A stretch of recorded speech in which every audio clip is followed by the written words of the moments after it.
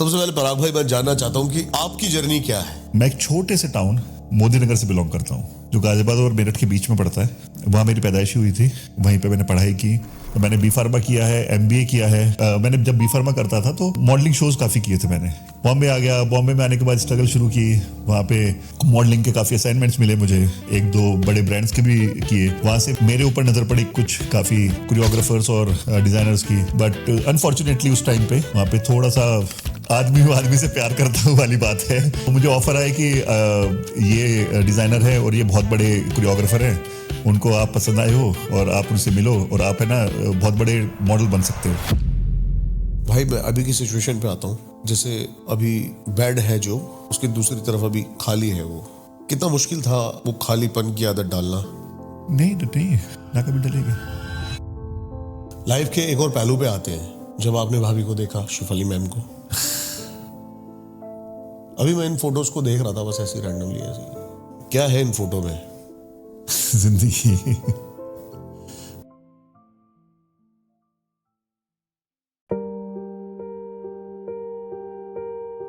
ये है मेरी परी का जर्नल। यहां उन्होंने अपने सारे सपने और सारी इच्छाएं लिखी थी। उन सपनों में सबसे प्यारा सपना था एक एनजीओ की शुरुआत करना, जिसका उद्देश्य हो वंचित बच्चों को शिक्षा प्रदान करना और बहनों को सशक्त बनाना। उनकी याद में उनका यह सपना हमें जिंदा रखना है, क्योंकि उनका यह सपना मेरे जीने का मकसद बन गया है।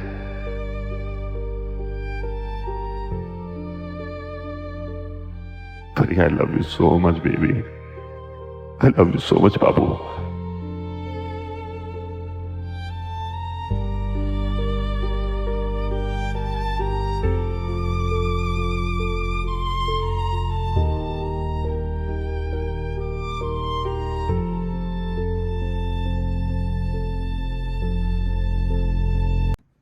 नमस्कार दोस्तों, मेरी तरफ से, परी की तरफ से और हमारे सिम्बा की तरफ से आप सब लोगों को ढेर सारा प्यार और बहुत बहुत बहुत बहुत धन्यवाद कि आप लोगों ने हमारे चैनल शिफाली पराग त्यागी को इतना प्यार दिया है। अभी जिन्होंने सब्सक्राइब किया है उनको बहुत बहुत धन्यवाद, और जिन्होंने अभी तक हमारा चैनल शिफाली पराग त्यागी सब्सक्राइब नहीं किया है, प्लीज आपसे रिक्वेस्ट है कि आप चैनल पे जाइए और चैनल को सब्सक्राइब कीजिए। शिफाली जरीवाला राइस फाउंडेशन को आगे बढ़ाने में मदद कीजिए। सो दोस्तों, शिफाली जरीवाला राइस फाउंडेशन आप सब जानते हैं जैसे कि बेटियों को पढ़ाना है और बहनों को सशक्त बनाना है। पढ़ेंगी बेटियां तभी बढ़ेंगी बेटियां, ये हमारी टैगलाइन है। सो प्लीज आपसे सिर्फ एक ही रिक्वेस्ट है कि आप प्लीज हमारे चैनल पर जाइए और उसे सब्सक्राइब कीजिए और हमारे चैनल शिफाली पराग त्यागी को ढेर सारा प्यार दीजिए, ताकि हम और ज्यादा बेटियों को पढ़ा सकें और बहनों को सशक्त कर सकें। सो आज मैं आपके पास इसलिए आया हूं, पहले तो धन्यवाद बोलने के लिए कि आपने हमारे सारे वीडियोस को इतना प्यार दिया है।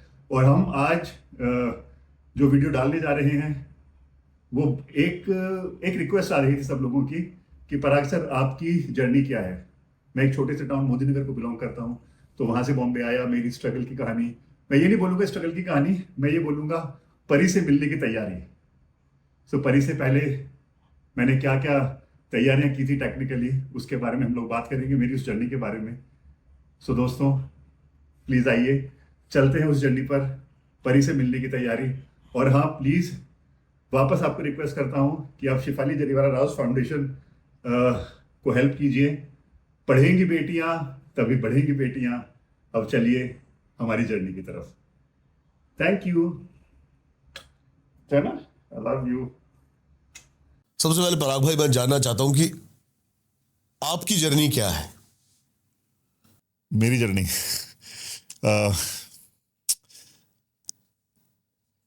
मैं एक छोटे से टाउन मोदी नगर से बिलोंग करता हूँ जो गाजियाबाद और मेरठ के बीच में पड़ता है। वहाँ मेरी पैदाइश हुई थी, वहीं पे मैंने पढ़ाई की। गांव हमारा सौंदा है जो वहाँ से 5 किलोमीटर दूर पे है। वहाँ मैंने पढ़ाई की, बी फार्मा किया, बहुत ज़्यादा पढ़ाई की एक्चुअली। लोगों को पता है क्या लगता है कि एक्टर होगा तो शायद पढ़ाई लिखाई नहीं की होगी, अच्छा तूने पढ़ाई नहीं की तो एक्टर बन जा। नहीं, मैंने बहुत पढ़ाई की है। मैंने बी फार्मा किया है, एमबीए किया है, उसके बाद दुनिया की सबसे बड़ी कंपनी थी उसमें एरिया मैनेजर था मैं जयपुर में। फिर बॉम्बे गया, एक इंडियन एमएनसी कंपनी थी उसमें। जैसे हम सुबह बात कर रहे थे एक बार रैंडमली, आपने कहा कि मैं अगर उस कंपनी में होता अब तक तो मैं एक अच्छी पोस्ट पे होता। हाँ नहीं, वो अच्छी कहानी है। कहानी क्या है मतलब, हमारे उस कंपनी में youngest vice president in pharmaceutical industry हमारी ही Okay. कंपनी में थे। ठीक है। और वो खुद बोला करते थे सर कि पराग, मेरा रिकॉर्ड जो तोड़ सकता है वो आप ही तोड़ सकते हो। लेकिन आई थिंक ईश्वर को कुछ और मंजूर था। क्लिक पहली बार कहाँ से हुआ कि मैं बॉम्बे जाता हूँ और मतलब इस फील्ड में आता हूँ? यार क्लिक तो कभी हुआ ही नहीं भाई, क्लिक हुआ ही नहीं। मैं बचपन से, अगर सब लोगों को लगता है कि एक्टर बनना है तो मतलब बचपन में जाके कोई ना कोई स्कूल में प्ले किया होगा या कुछ भी किया होगा।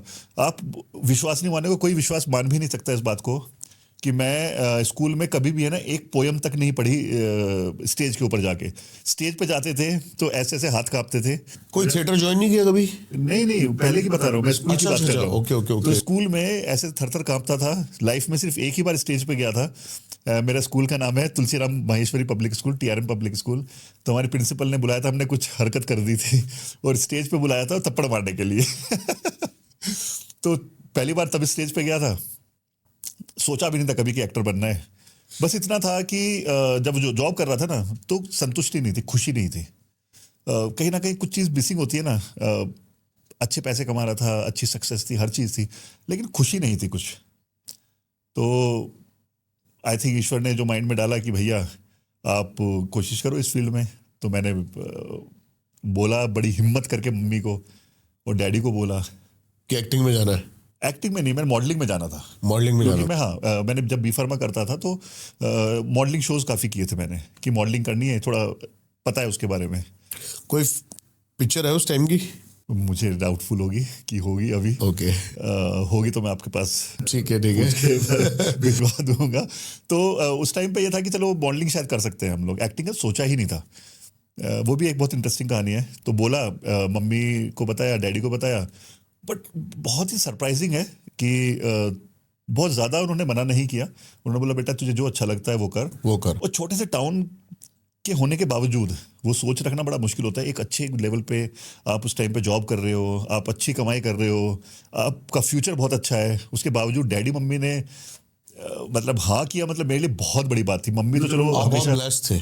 ब्लेस्ड था, मतलब मम्मी तो एक बार को हाँ कर दी थी। डैडी हमारे थोड़े से वो थे, स्टिक थे। तो डैडी ने हाँ किया तो विश्वास ही नहीं हुआ। पहले बॉम्बे आ गया। बॉम्बे में आने के बाद स्ट्रगल शुरू की। वहाँ पे मॉडलिंग के काफ़ी असाइनमेंट्स मिले मुझे, एक दो बड़े ब्रांड्स के भी किए। वहाँ से मेरे ऊपर नज़र पड़ी कुछ काफ़ी कोरियोग्राफर्स और डिज़ाइनर्स की।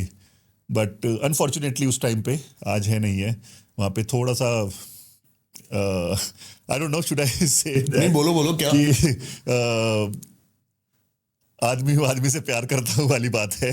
तो थोड़ा सा था। ये मॉडलिंग में मतलब कॉमन है क्या ये चीज? आई डोंट नो, मतलब मेरे साथ ऐसा हुआ था। तो मुझे ऑफर आया कि ये डिज़ाइनर है और ये बहुत बड़े कोरियोग्राफर हैं, उनको आप पसंद आए हो और आप उनसे मिलो और आप है ना बहुत बड़े मॉडल बन सकते हो। थोड़ा कंट्रोवर्शियल हो जाएगा मैं, लेकिन हाँ, इस पहलू से जाके उस पहलू पे आपके ले जाना चाहता हूँ। किस नज़र से देखते हो आप इन चीज़ों को? नहीं, मेरे लिए मैं वही बोल रहा, जब उन्होंने मुझे बोला तो मैंने बोला कि भाई आई रिस्पेक्ट देयर फीलिंग। पहले तो थैंक यू बोलना चाहूँगा कि आपने पसंद किया एज ए मॉडल, और वो उनकी फीलिंग्स हैं, वो रिस्पेक्ट करता हूँ पूरी तरह से, लेकिन हमसे ना हो पाएगा। हाँ। तो आई एम सो सॉरी। तो मैं, नज़रिया मेरा सिंपल सा ये है कि भाई आपकी पसंद है, मैं उसको जज नहीं करूँगा। मैं लास्ट पर्सन हूँ इस दुनिया में जो किसी चीज़ को लेकर जज करता हूँ। आपकी पसंद को मैं जज नहीं करूँगा, हाँ, लेकिन आपको मेरी फीलिंग्स को भी समझना पड़ेगा। अगर मैं ओके हूँ, आपने मुझे एक सवाल पूछा कि भाई आप ऐसा करोगे, मैंने बोला नहीं। ऐसा मेरे साथ हुआ है। कई लोगों ने बोला कि ओके सर, वी रिस्पेक्टेड। कई लोगों ने बहुत ज़बरदस्ती पुश करते ना कि हाँ ट्राई मारते हैं, वापस ट्राई करेंगे। किया है? तो हाँ किया है। तो वहाँ पे अपना मोदी नगर वाला रूप भी आ चुका है। वो किया मैंने। हाँ। आई थिंक उस टाइम पे हो ही जाता है। कब की, आज से मैं कहता 18-19 साल पहले की बात कर रहा हूँ मैं ये। मैं थोड़ा सा और जानना चाहता हूँ, जैसे भाभी से मिलने की पहले की लाइफ ये की और क्या था? यही वो सब लाइफ है, तब तक स्ट्रगल चल रही थी। हाँ। अब वहां पे मुझे समझ में आया कि भाई अगर आपको इस फील्ड में जाना है मॉडलिंग में, तो आपको कहीं ना कहीं ये कॉम्प्रोमाइज करना ही पड़ेगा। और आई एम प्लीज, मैं किसी को वो ब्लेम नहीं कर रहा हाँ हूँ जी। कि को बोले कि यार आज 20 साल के बाद ये वाली बात उठा रहे, नहीं, ये हम अपनी जर्नी की बात कर रहा हूँ मैं आपके हाँ जी, साथ, हाँ जी। कि ये मेरी जर्नी थी। और ना मैं किसी को गलत बातें बोल रहा हूँ। आपका नज़रिया आपका नज़रिया है, आई रिस्पेक्ट इट। आप मुझे रिस्पेक्ट करो, दैट्स इट। वहां पे मुझे रियलाइज हुआ कि यार मॉडलिंग अगर करना है तो वहां पे कॉम्प्रोमाइज करना पड़ेगा। फिर क्या, अब घर पे बोल दिया था कि भैया यहाँ पे आना है, बम्बई में रहना है और ऐसे ऐसे करना है, तो अब कहीं ना कहीं क्या किया जाए। तो रियलाइज हुआ कि यार अगर मैं मॉडलिंग करता, मॉडलिंग कितने साल कर सकता हूँ, 10 साल करता। उसके बाद तो एक्टिंग ही एक ऐसा वो है ना कि एक्टिंग में आना पड़ेगा। अब एक्टिंग का जहाँ नाम आता है, तो मैंने कभी ना तो कभी एक पोएम पढ़ी, ना कभी एक प्ले किया स्कूल में, कुछ नहीं, बहुत डर लगता था। और इतने पैसे भी नहीं थे उस टाइम पे कि एक एक्टिंग स्कूल ज्वाइन करें, और मैं विश्वास भी नहीं करता था उसमें कि एक्टिंग स्कूल में आप सीख सकते हो किसी भी चीज़ को। तो मेरी स्ट्रगल शुरू हुई थिएटर को लेके, अच्छा। कि मुझे थिएटर में ही जाके मुझे सीखना है, क्योंकि एक्टिंग के बारे में कुछ नहीं पता था। एक्टिंग तो छोड़ो, मुझे ये नहीं पता था कि किससे जाके मिलना है, क्या करना है, और ज़ीरो नॉलेज। ढूंढने लगा, फिगर आउट किया कि क्या होता है जब पोर्टफोलियो बनाना है। एक्टिंग का पोर्टफोलियो अलग होता है, मॉडलिंग का पोर्टफोलियो अलग होता है, ये कुछ नहीं पता था इस बारे में। वो सब फिगर आउट किया, और थिएटर की स्ट्रगल जारी हुई। थिएटर की स्ट्रगल में बहुत लोगों ने, बड़े बड़े ग्रुप में मैं जाके बैठ जाता, पृथ्वी थिएटर जाके सीधा पैर छूता था। एक बहुत कमाल की बात आपको बोलूंगा, बम्बई में उस टाइम पे, आज तो फिर भी चेंज हो गया है, जब भी, क्योंकि हम यूपी से पले बड़े हैं, तो हमारे यहाँ पे कल्चर सिंपल है, जो बड़े हैं उनके साथ में आके हम पैर छूते हैं। वहां जाके जब भी पैर छूता था ना, बोलते थे अच्छा यूपी से आए हो क्या आप? तो बड़ा अजीब सा लगता है। मैंने कहा हाँ जी, यूपी से आया हूँ, ये तो रेस्पेक्ट है, आप माता पिता के समान हो, बड़े हो, गुरु हो, तो आपके चरण ही छुएंगे हम लोग। तो वहाँ पे एक बहुत अजीब सी चीज़ होती थी, बट इट्स ओके, हमने कभी अपने आप को चेंज नहीं किया। जाके थिएटर ग्रुप में है, कुछ बड़े बड़े नाम थे, उनके पास जाके रिक्वेस्ट की कि हमें ज्वाइन करना है। वो उन्होंने दुत्कारा मतलब, दुत्कारा इन द सेंस? दुत्कारा मतलब, जैसे एग्जांपल दूंगा, किसी ने बोला कि नाई की दुकान पे बैठा होगा, बोल दिया कि लंबा चौड़ा है, अच्छी बॉडी है, जाके हीरो बन जाओ। सब आ जाते हैं हीरो बनने के लिए, देखा है वे, कैसा लगता है तू, ऐसी चीजें।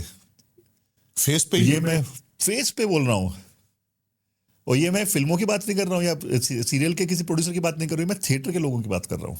ठीक है। मैं नाम नहीं ले लूंगा उनका। तो वहां से कहीं ना कहीं एक आग भी लगी कि भैया चलो ठीक है। फिर भी पैर छू के ही गया, मैं पैर छुआ, थैंक यू सो मच, आपने इतना समय दिया। ऐसे बहुत सारे लोग थे, अब कहाँ करें, लेकिन किस्मत, आई थिंक ऊपर वाले का बहुत सपोर्ट है। मैं हमेशा धन्यवाद देता हूँ उनको, कि मेरे गुरु, जिनको मैं एक्टिंग का गुरु मानता हूँ, आलोक भैया, आलोक उल्फत नाम है उनका। वहाँ पे किसी मेरे फ्रेंड के थ्रू पता चला कि वो नए एक्टर्स को देख रहे हैं, तो मैं उनके पास ज्वाइन किया। हम करीब 20 लोग थे। ओके। और उनकी प्ले की रिहर्सल चल रही थी। प्ले का नाम था दुलारी धमाल। दुलारी धमाल? दुलारी धमाल कॉमेडी प्ले था। हाँ। और हम जाके सिर्फ वहाँ जाके देखते थे, और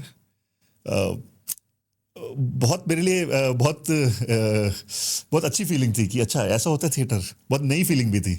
मतलब किया गया, मतलब वहाँ सिर्फ जाते थे। पहले शुरू में तो ये था कि जाते सबसे पहले होता था भैया जाके चलो झाड़ू लगाओ, ओके, स्टेज सेट करो, अच्छा इस पे पूरा क्या बोलते हैं, सफाई करनी, पूरे रूम को साफ करना, झाड़ू लगाना, पोछा लगाना, और सेट तैयार करके वहाँ बैठ जाते थे, देखते थे। मैं सबसे आगे आगे रहता था क्योंकि मैं बहुत एक्साइटेड था। तो मैं जाके, अच्छा जैसे नाश्ते का टाइम हुआ तो मैं बोलता भैया मैं लेके आता हूँ। बाइक थी उस टाइम, बाइक पे स्ट्रगल करता था मैं, तो बाइक लेके जाता था, वड़ा पाव लेके आता सबके लिए। तो ऑफकोर्स पैसे मैं नहीं, भैया देते थे, और सबके लिए। तो मैं बहुत एक्टिव था, नई चीज़ सीखने को मिल रही थी। और मेरा ये मानना है कि आप कोई भी चीज़ करो ना ज़िंदगी में, जब तक आप ज़मीन से शुरू नहीं करोगे ना, तब तक आप नहीं सीख सकते हो। अगर मैं आज एक बिजनेस भी, एक रेस्टोरेंट खोलना शुरू करूं, तो मुझे लगता है कि मैं जब तक एक सही बात कह रहे हो आप, जब तक खाना खुद ना बनाना आता हो, तो हम शेफ कैसे, मतलब रेस्टोरेंट कैसे खोलते हैं? वरना तो जिंदगी भर रसोई ढूंढते रहोगे। हाँ, बट रसोई मैं तो बोलता हूँ कि आपको है ना, वो टेबल भी आपको खुद साफ करनी आनी चाहिए। राइट। तो उस लेवल से आपको शुरू करना पड़ेगा। तो वो मेरी शुरुआत थी। और ये बचपन से डैडी मम्मी ने सिखाया था कि भैया काम है ना कोई छोटा नहीं होता है, ज़मीन से शुरू करोगे तो ही आप आसमान में पहुंच सकते हो। अगर आपने आसमान में पहुंचे ना तो ज़मीन पे आते हुए टाइम नहीं लगेगा आपको। तो वहाँ शुरुआत हुई और ऐसे करके कुछ 1.5 या 2 महीने में है ना, हम 20 में से कुछ 2 या 3 ही लोग रह गए थे। सब लोग बोलते थे अरे एक्टिंग सीखने आए हैं, ये थोड़ी करने आए हम लोग। हाँ, सही बात। नौकर बना के रख दिया है। तो वहाँ रियलाइज हुआ कि जो आलोक भैया ना वो देख रहे थे कि भाई किसके अंदर कितना पैशन है, क्या वो सिर्फ एक्टर बनने आया है, और पेशेंस भी। पेशेंस है, और वो सीरियस है क्या इस चीज़ को लेके। हाँ, तो वहाँ जब हमें रियलाइज़ हुआ उनको कि हाँ ये लोग हैं, वहाँ से उन्होंने हमें सिखाना शुरू किया। लेकिन हाँ, काम हमारा वही था पहले भी, तब भी, बाद में भी। भाई सफाई आके सबसे पहले झाड़ू लगानी, पोछा लगाना, सारे के सारे सेट को साफ करना और सब चीज़ें। वहाँ पे उनको एक चीज़ रियलाइज़ हुई भैया को कि वहाँ पे एक कोइंसिडेंटली एक एक्टर थे, उनके घर में कोई हादसा हो गया, उनको जाना पड़ा। तो वहाँ पे एक मेन कैरेक्टर था जो फिजिकलिटी की वाइज मैं फिट करता था उसमें, ठीक है। फिजिकलिटी वाइज फिट करता था। तो उन्होंने भैया ने बोला तू करेगा? मैंने कहा भैया हाँ। तो बोलते कल एक काम कर, स्क्रिप्ट लेके जाना। और बॉडी बिल्डिंग का शौक आपको शुरू से ही था क्या? नहीं, बॉडी बिल्डिंग का यार ये भी कहानी बहुत इंटरेस्टिंग है एक्चुअली। हाँ हाँ। मेरी कहानी ये है कि मैं जब पहले 12th तक था तो बहुत पतला था। बहुत पतला, मतलब लोग बोलते थे हैंगर पे शर्ट आ गई हुई है। फिर मैं ग्रेजुएशन के टाइम पे थोड़ी ठीक बॉडी हुई। फिर मैंने जॉब की, उस टाइम पे बहुत मोटा हो गया था। बहुत मोटा मतलब मेरी वेस्ट 44.5 थी, गाल वाल ऐसे हो चुके थे। तो एक दिन मम्मी ने बोला मुझे कि बेटा, हिंदी में बोलते ना वो तो बेडॉल हो गया है, मतलब आउट ऑफ शेप।